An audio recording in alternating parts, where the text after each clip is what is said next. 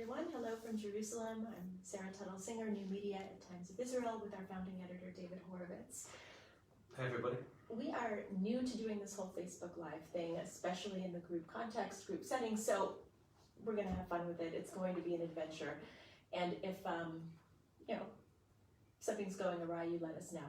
And we have Linda Amar, who is watching the cameras, making sure that everything's fine. And as you write in your questions, she'll relay them to us as well, so we can address your questions in real time. Thank you for being here. This is really, for me, this is a thrill. This is an adventure and a real terrific opportunity to be here with you, David. Thanks for taking the time. So let me say first up, hi everybody, and if you're on this session, that means you joined the Times of Israel community, which is something we only started about 2.5, 3 weeks ago, and the response has been extremely encouraging and very exciting, really, because basically, as you know, we have not put the Times of Israel behind a paywall, but we have invited people to help support what we do, which is basically expanding the original journalism that we do at the Times of Israel. We started with a pretty lean staff, and we've gradually grown it over the last 7-8 years. And this Facebook chat is an opportunity for people in the community. It's one of the ways that we'll try and involve people in the community more with what we do and give slightly special access and benefits and so on. So we thought we'd do this first session, which is basically for you to ask me anything that I can try and get some insight into regarding Israeli current affairs. I certainly don't know all the answers to anything, emphatically when it comes to predicting how Israel's political deadlock will play out and so on, but I'll do my best to be as informative and helpful as I can. Thank you. All right, first of all, any questions coming in at this time? Not yet, but come on, bring them on. We're excited to watching. Okay, right. We've had, that's Linda's voice behind the camera. We had a few people who sent in questions ahead of time, some of which I've seen, some which I haven't seen, so you throw them at me as you wish. Terrific. All right, well, we'll start with, if you could give us a general sense of your perspective on the current political stalemate happening right now. Okay, so we are, last time I checked, today is December the 2nd. Which means we're basically 9 days before the end of this particular round of political deadlock. If by December the 11th the Knesset cannot agree on a candidate to become Prime Minister, then we're heading to third elections. So that means somebody has to try and get 61 signatures out of the 120 Knesset members. It can be Netanyahu, it can be Gantz. As of 5 minutes ago when I came into this room with the TV on in my office and our reporters out and so on, nobody had the 61. Today's been an interesting day, relating to political deadlock and the sort of parallel process of Netanyahu facing criminal charges. Today, okay, I'll try and speak up a little louder. Today, the Attorney General resubmitted. He already gave the charges to the Speaker of the Knesset, which was a formal process. Today, he did it again. He reissued the charge sheet because he had left some stuff out. And he then said, originally it had been thought that on the 21st of November, when the charge sheet was first issued, that meant that Netanyahu had 30 days to ask for immunity from Parliament against prosecution. With the resubmission of that charge sheet, Attorney General Mandelblit has started that process again. So Netanyahu from today has 30 days to ask the Knesset for immunity. If he doesn't, then the Attorney General of Israel, the state, files charges against Netanyahu in the Jerusalem District Court.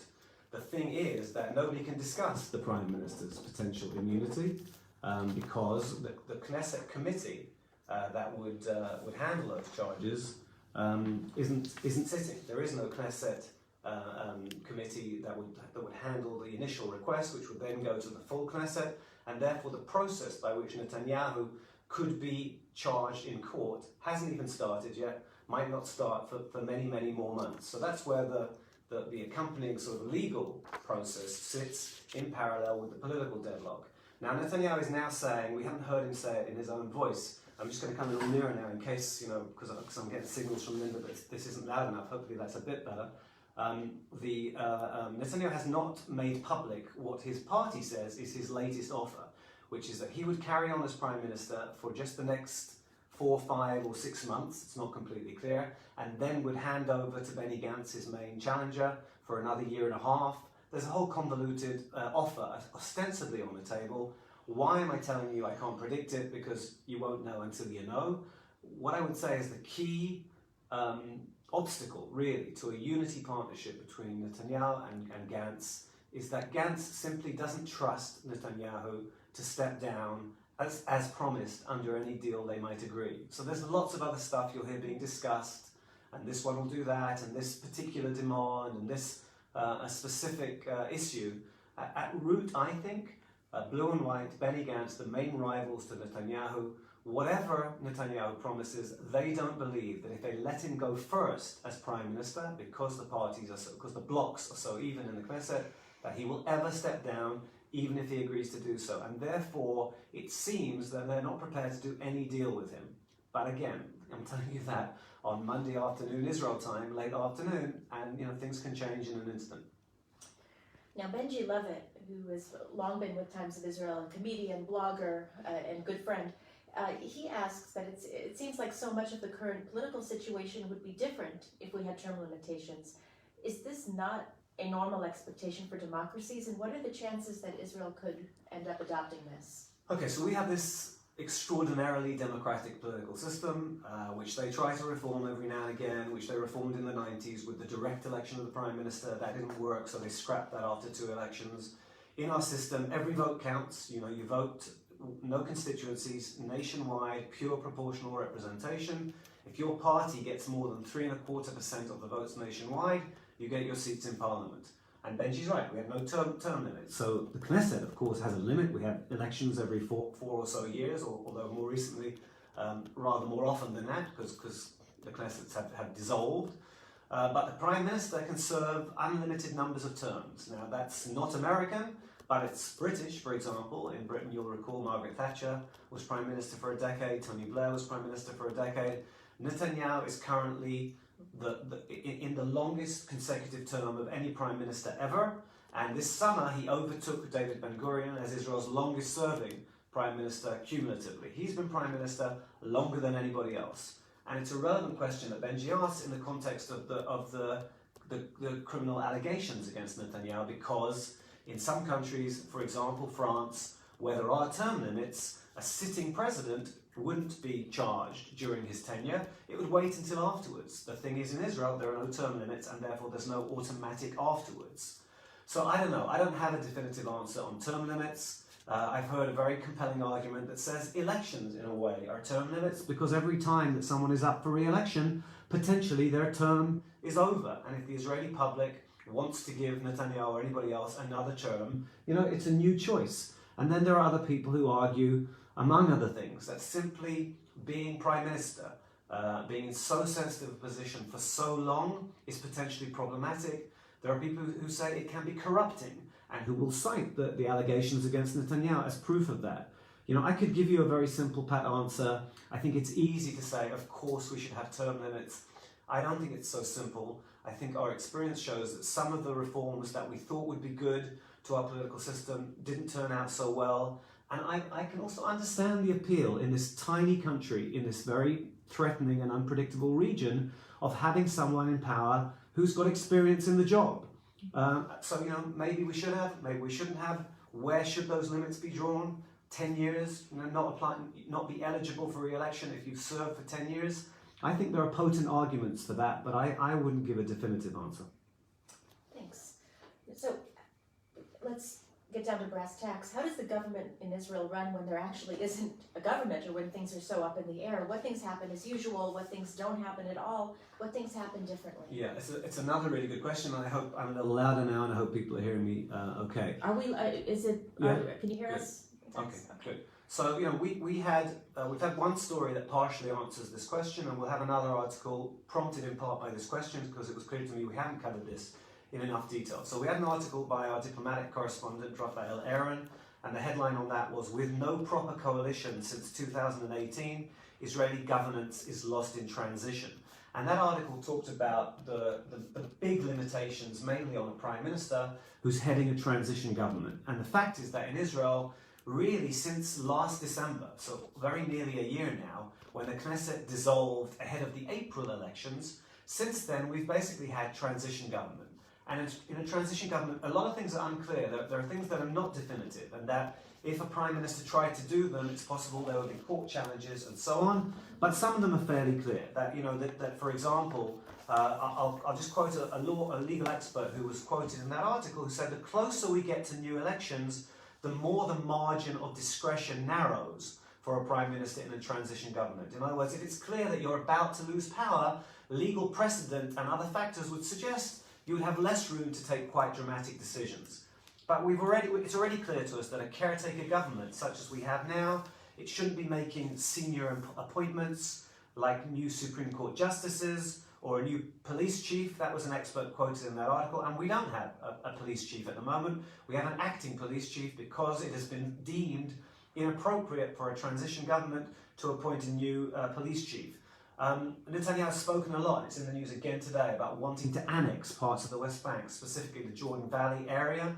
So it is fairly clear that in a transition government that would not be appropriate. If the Trump administration were to release its peace plan and the Israeli government was asked to give a sort of overall take on it, we accept it in principle, we reject it in principle, the sense is that that would not be appropriate for a transitional government. So those are some of the kind of the big issues. But then there's, you know, and here's something that we haven't really covered and that we will cover, there's the question of how the Knesset works and how committees work and so on. So I already mentioned one committee that doesn't really exist, the Knesset House Committee that could rule on immunity.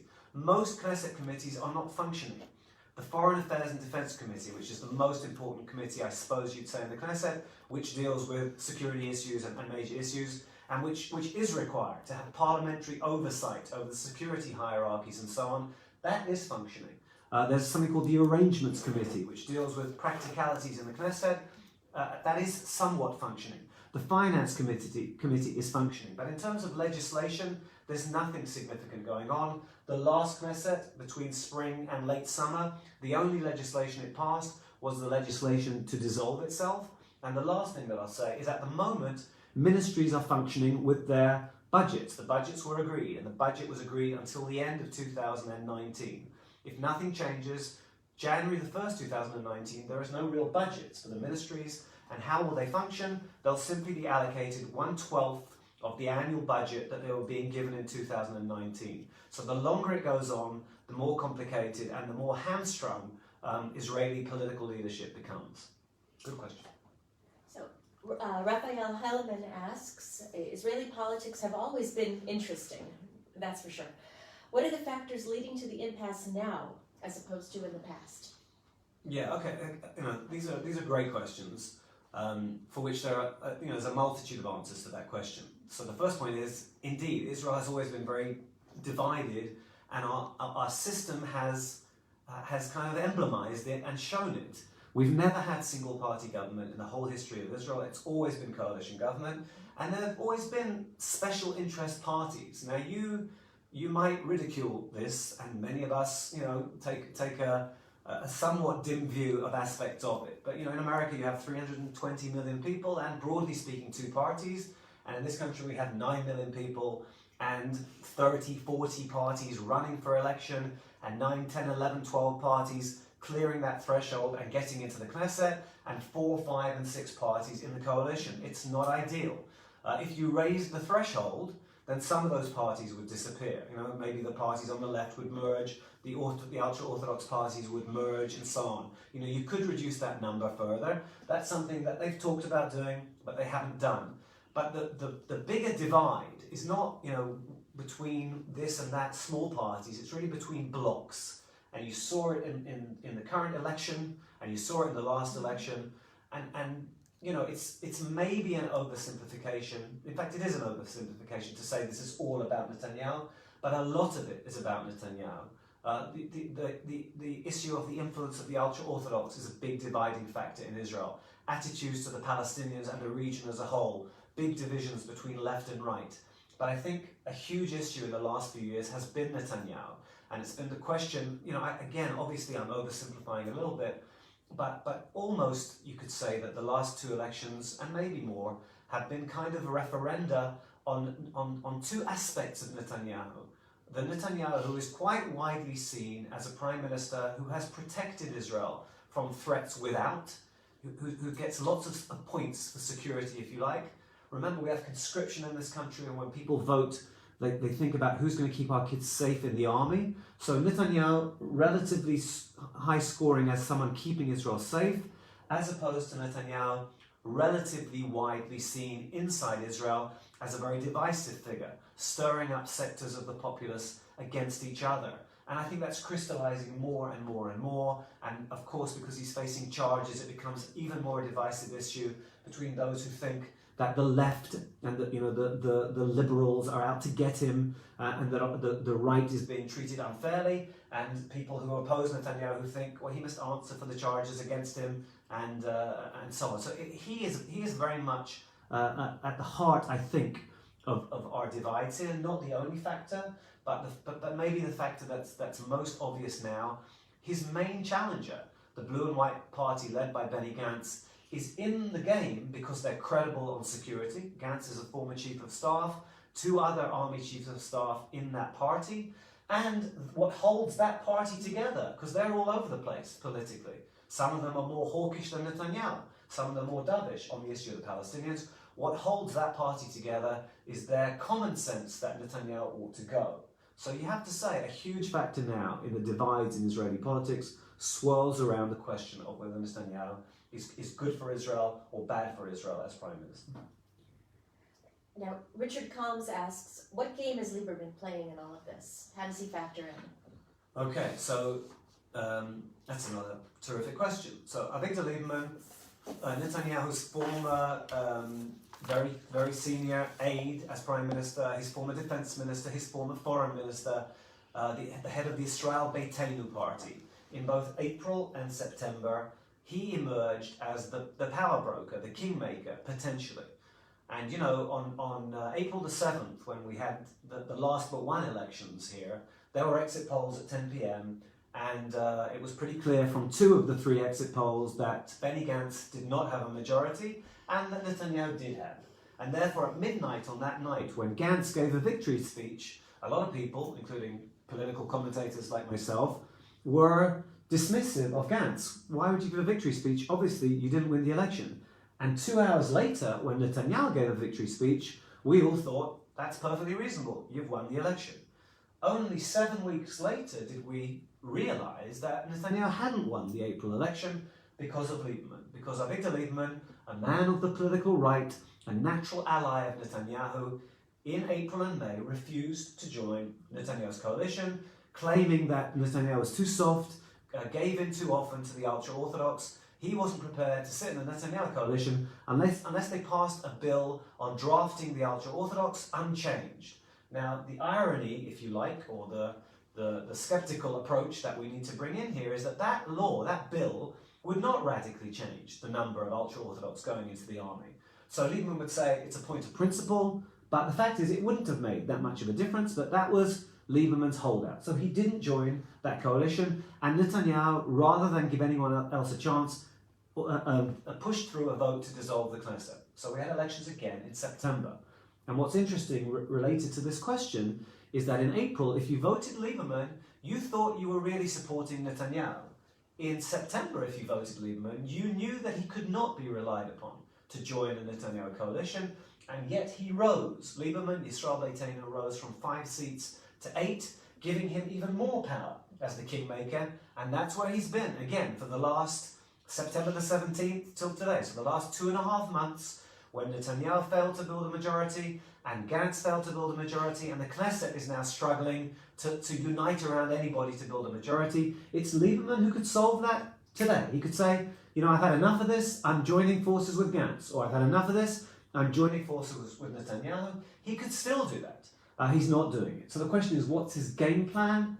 You know, he says, I want to build I think his wording has been wide, he may have said secular, nationalist, not messianic. In other words, not with the ultra-Orthodox or others from that part of the spectrum, although he too is in that part of the spectrum.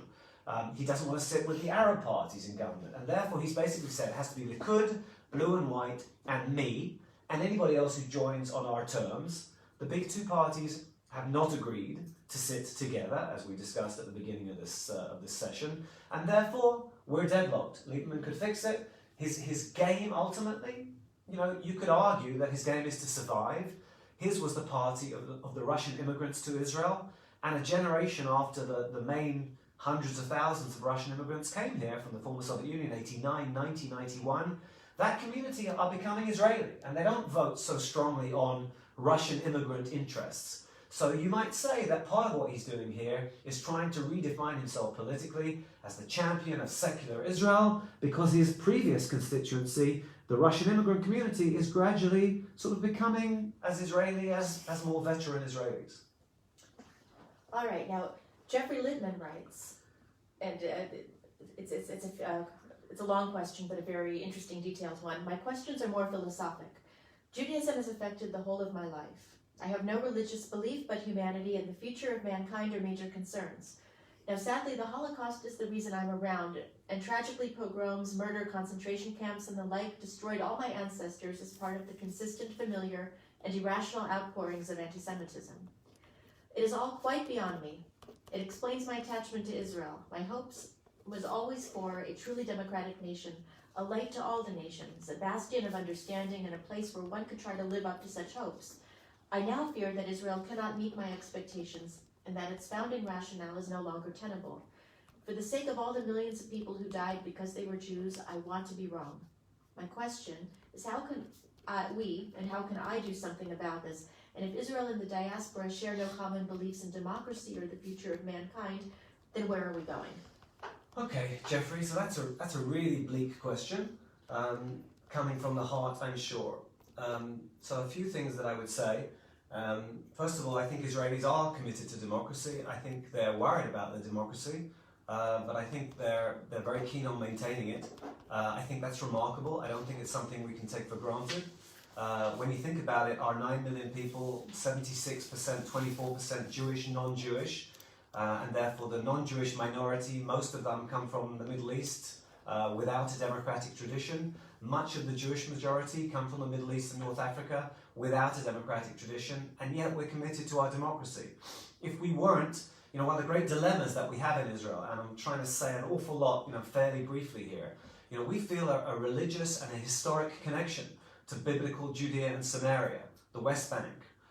You choose your terminology. One of the reasons why Israel to date did not annex that territory, where our biblical history plays out, Hebron and Bethlehem and Shiloh, was partly because we want to maintain our democracy. And if we were a bigger Israel, with some of that historic and biblically resonant territory, we would have a different population. There would be almost as many, or maybe as many, non-Jews as Jews, and therefore we would risk either losing our Jewish majority or losing our democracy. Now there's a big argument, even about some of the points that I made in that last couple of sentences. But the desire, the insistence on maintaining democracy is a huge factor in that decision not to take annexation steps to date. That would have given us a larger country. Another thing that I would say, you talk about, does Israel, you're worried that Israel doesn't share the imperatives of the diaspora or the moralities or the concerns of the diaspora. I don't think that's true. We have lots of differences. We have lots of disagreements. I think this is a thoroughly, it's an incredibly complex country that strives to act morally in a region of not just immorality, of amorality. In our current, the nature of the conflicts into which we are being drawn of late is not accidental. We're being targeted by terrorist organizations, for example in Gaza, Hamas and Islamic Jihad, who fire rockets indiscriminately into Israel and who fire those rockets from civilian areas. The same would apply if there was conflict with southern Lebanon. We left southern Lebanon, we left Gaza. In southern Lebanon too, Hezbollah took over the area that we had left, has emplaced its missiles in civilian areas. So in both cases, north and south, you have organizations that are amoral, that try to kill indiscriminately and then cry foul when we, trying to stop the rocket fire, inadvertently harm the people who they have cynically placed in harm's way. And therefore it's complicated. And if Israel was not committed to morality, we would act very differently. And we agonize. And in the last flare-up in Gaza, for example, Israel hit a structure in which there were civilians. That did not go unnoticed here. And the army explained why it happened. And there were people who had certain comments and criticisms, that's for sure. And we agonize. And we have human rights groups, Israeli human rights groups, who bring inconvenient things to the attention of the public. And the army investigates and so on. And therefore, I would say, in this toxic and vicious region, where we are surrounded, like I say, if not completely surrounded, where we are certainly neighboured by many, many amoral forces, we are trying both to act morally and to survive. And, I think that's something that is commendable and requires nuance. I'm not saying that we are always utterly beyond all blame. I'm saying we strive to act morally in an incredibly complicated region and against incredibly complicated challenges, facing ruthless and amoral enemies. And the solution, for someone like Jeffrey is, be engaged, understand the nuance, champion the things, the aspects of Israel that are dear to your heart, that you think will make us the best Israel. I don't think the diaspora gets to prescribe security and diplomatic policy, but should there be dialogue? For sure. And by the way, on issues of Judaism, should there be very significant dialogue? I think so, and I think we lack a mechanism for better dialogue between Israel and the diaspora. So it's a vexed and a complicated issue, full of nuance. And the last couple of little things I want to say on this, in terms of morality, in terms of light unto the nations. We're in the Middle East where there isn't much water. The finest thing that Israel has done, I think, in terms of light unto the nations, one of the finest, we learned how to grow a great deal with very little water, with drip irrigation. And then we taught Africa. There's a department in the foreign ministry that went and taught African nations how to grow a lot with very little water. There are things that we're doing in terms of solar energy, in terms of turning hot air into water.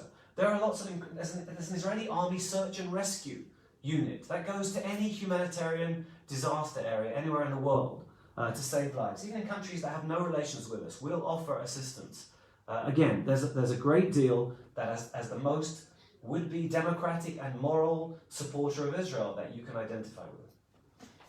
Thanks, David, and thanks for that perspective. I, on a personal level, really appreciated hearing all of that. Now, Richard Dermer writes in a message to me on Facebook that he asked me to relay to you. Recently, David, you wrote that those who care about Israel should not be celebrating the Attorney General's announcement confirming the indictments. I am fairly confident that most would consider that I care about Israel. I would also not be considered to be a member of the left, and yet I was absolutely thrilled with the indictments.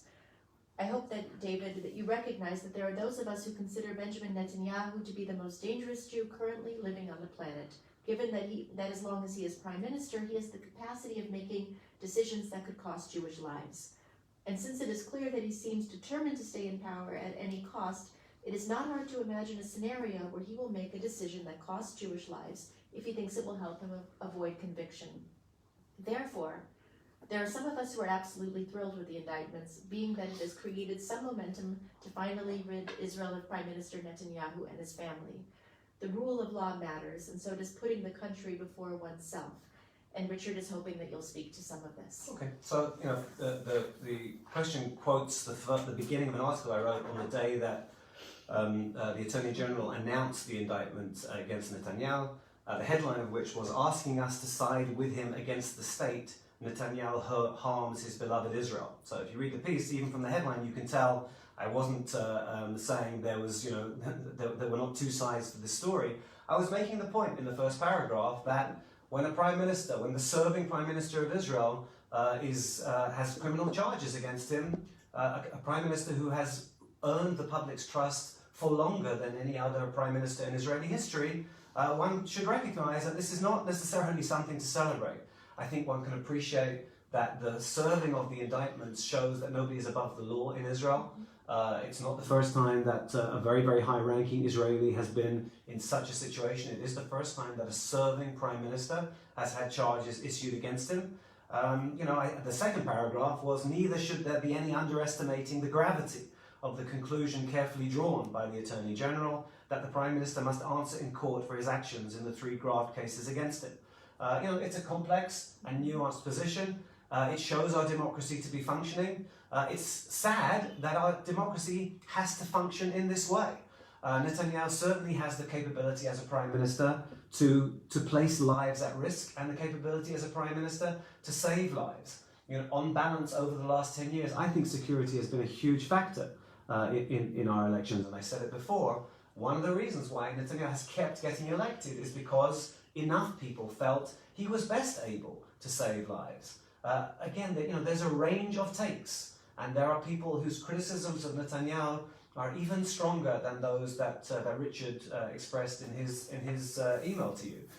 We are a diverse and thriving democracy, and some of that complexity, I think, came out in the article that I wrote. It's certainly not a one-dimensional position that Israel finds itself in. It's not a happy day when your serving prime minister faces criminal charges. On the other hand, it shows a country with a democracy functioning and nobody above the law. That is certainly something to appreciate. All right. Okay, Nancy Parrish-Plass wants to talk a little bit about annexation of the West Bank. And she writes, it's such an amazingly complicated issue. And is anyone talking about what happens the day after? What would that look like, and what are the plans to make Palestinian residents full citizens? Are there plans to make? Yeah. Okay, so I touched a little bit on annexation, and it is complicated. And again, I'm trying here to answer and give you a sense of the Israeli thinking, and to give you some sense across the spectrum as well. So, on the Israeli political right, and as I said before, we've heard it again in the last day or so.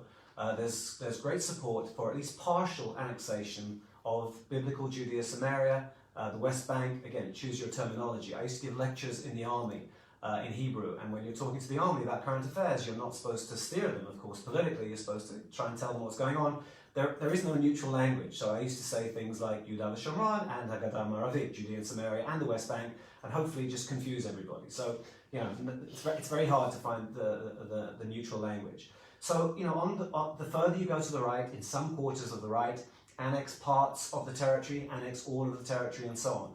There are people who argue with what I said before, who say there is no democratic threat in annexing, or no demographic threat in annexing. They'll say there's a proposal championed among others by Naftali Bennett of the New Right Party, annex the settlements and maybe the settlement blocks and maybe even Area C, which is about 60% of the West Bank, where all the settlements are and some Palestinians are. There's arguments about how many, 70,000, 100,000 Palestinians in those Area C. So some people who support that kind of vision would say you can annex all the settlements and even a significant proportion of the West Bank without compromising your democracy or your demography. And there are other people who say, no, if you do that, you mean that the Palestinians have no meaningful independence, and if you're going to do that, you need to give them some kind of full citizenship or some kind of credible voting opportunity. And then, by the way, there are people who say, yeah, but we want to find a way to partner the Palestinians or separate from the Palestinians. We want to keep a Jewish democratic Israel, but if we relinquish that territory, it will be used to attack us. That's what happened in Gaza. We left Gaza, took out the settlers, forced the settlers to leave, 7,000, 8,000 people. Hamas took over. We left southern Lebanon, security zone in southern Lebanon. Hezbollah took over. If we gave the Palestinians full independence in the West Bank, Mahmoud Abbas, who is, a relative moderate when it comes to comparisons with Hamas, for example, well, he's 83. He would probably have been ousted by Hamas if we weren't maintaining overall security control in the West Bank. And therefore, it's incredibly complicated. So to answer the narrow question, are people talking about the day after? What would it look like? Yes, people talk about it a great deal. And the fact is that as of December the 2nd, 2019, no Israeli government has annexed areas outside of the expanded municipal borders of Jerusalem since 1967. We didn't we didn't annex the West Bank. We essentially annexed the Golan Heights, where the US has now recognized Israeli sovereignty. We completely relinquished Gaza, where we have no territorial claim. And we've been in this holding mechanism in the West Bank, partly because of some of the concerns raised in that question. All right, now we're going to jump over the Mediterranean and to the UK. What are your views on Boris Johnson's foreign policy vis-a-vis Israel? Is Johnson actually a genuine friend of Israel for the right reasons, like it being a democracy and so on? Or is it rather, well, the left hates Israel, I hate the left, ergo, I like Israel? Okay, What's so, going on? well, first of all, I appreciate the question, because if there's any of you who are on this, what do we call this, call? Live chat. On this thing, on this live chat, who didn't know that I'm originally from England, Shocked. now you know. I haven't lived here for almost 2/3 of my life, but you wouldn't know it from my accent in English or in Hebrew, for that matter. Look, Britain Britain does know when it's having elections. It's having elections on December the 12th. There are two prime candidates, Boris Johnson, who is the incumbent Prime Minister who took over from Theresa May, as you know, and the main opposition leader, Jeremy Corbyn, who heads the Labour Party. I've written a great deal about Jeremy Corbyn. If you want a sense of how Anglo Jury looks at Jeremy Corbyn, you might read the unprecedented article that the British Chief Rabbi, David Horovitz, wrote, and that we've covered in the Times of Israel, of course, all but pleading with Britons not to vote for Jeremy Corbyn, with the argument that anti-Semitism in the Labour Party and his failure to tackle it, at the very least, would indicate that a Labour prime ministership, a Corbyn prime ministership, would put the very fate of the nation at stake, as Rabbi Horovitz put it. The question is not about Corbyn, however. The question is about Boris Johnson. I don't know Boris Johnson at all well. I met him one time in Israel. I don't remember how many years ago, a few years ago. He was on an organised trip, and he departed from the itinerary for the trip to do extra stuff. He was extremely curious about what was going on here. He went to more places than were on that itinerary. I think he's a very controversial figure in Britain, where the elections are really around Brexit, leaving Europe, which is such a divisive issue in Britain. I don't want to say, well, I think everything would be fine for Israel where Boris Johnson is concerned, but I think it's fairly clear to say that Israeli-British ties would be far better if Boris Johnson continued as Prime Minister than if Jeremy Corbyn became Prime Minister. And more than that, I think that the hostility that Corbyn himself and many of his party feel for Israel, I fear that would impact upon the relationship not just between Britain and Israel, but between Britain and its Jewish community, given the complexities of our reality and so on. You have to internalize. I don't know how many of you are watching this from the States. So in America, you have a publicly proud, large Jewish community, overwhelmingly speaking. In Britain, you have a very small community, maybe 300,000 people in a population, I think, of something like 66 million, who are not inclined to make a big noise about their presence, right? Therefore, first of all, for Anglo Jury to have organised, less than a couple of years ago, I think it was in early 2018, a protest march outside Parliament against anti-Semitism in the Labour Party. That was so atypical for Anglo Jury. And then for the Chief Rabbi, really breaking centuries of non-partisan intervention to write an article basically saying, think about this when you come to vote, underlines how concerned they are about someone other than, about the prospect of a Jeremy Corbyn prime ministership. Well, also, I thought it was interesting. Last week, the Church of England came out with a statement admitting culpability for virulent anti-Semitism throughout Europe, Sure. when they acknowledged that they were ground zero for the blood libel legend. And I was surprised to see it. I was impressed. Yeah, I mean, it was an extraordinary statement. It's a report, really, underlining their acknowledgement that they had played a role in the process that led to the Holocaust. That was an extraordinary statement by the Church of England. The Archbishop of Canterbury essentially endorsed, I don't want to overstate it, but certainly was immensely empathetic to this piece written by the Chief Rabbi. So there's some very interesting factors playing out there in Britain. So now along those lines, Ethan Roberts, who writes from America, asks, how aware are most Israelis of the rise of anti-Semitism outside of Israel, and how important is this a problem to them?